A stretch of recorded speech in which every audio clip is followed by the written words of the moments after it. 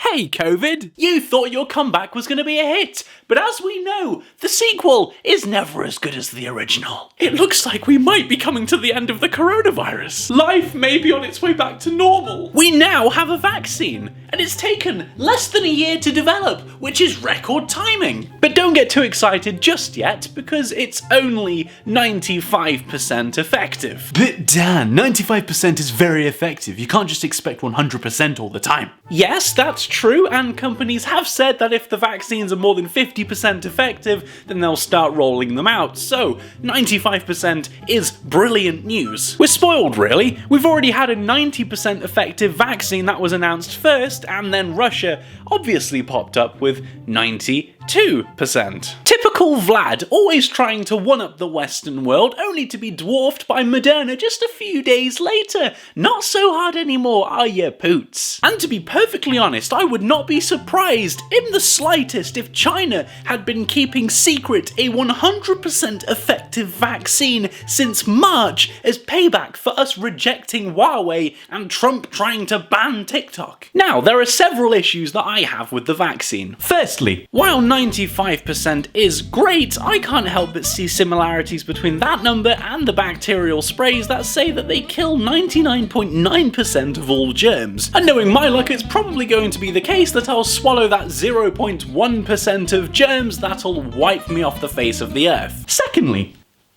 needles. There are two things that scare me in life, just two things: heights and needles. It's probably a phobia, and the sight of them on television is always stomach-turning. I just don't get it. Under no other circumstance would you voluntarily let someone stab you in the arm with a sharp object. Why can't they be tablets or something that doesn't require me to be stabbed? I just don't like it. I'm not going to lie and say I love them, because I don't. The BBC released a list of who's going to be vaccinated first, and it does seem my category is not being prioritised, which, I'm completely fine with. Needles? So it all depends how old you are, as age is the biggest risk factor for severe COVID-19. In the UK, older care home residents and care home staff are top of the priority list, and that's followed by healthcare workers such as hospital staff and the over 80s, and then people are ranked by age, with people under 50 at the bottom of the list. That's me. And maybe you. So I'm pretty much not going to get it, which is a blessing because that means the decision of whether I have to get it or not is taken out of my hands. No need to be stabbed. What if the virus mutates?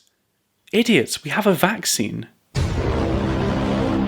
Oh, for flip's sake, man. You serious? Looks like they want a trilogy. Great. If you enjoyed this video, then be sure to hit that subscribe button right here, and if you want some more top-notch quality content, then voila, there is plenty more of that too. And I'll see you in the next episode of The Not So Miserable News. Bye-bye.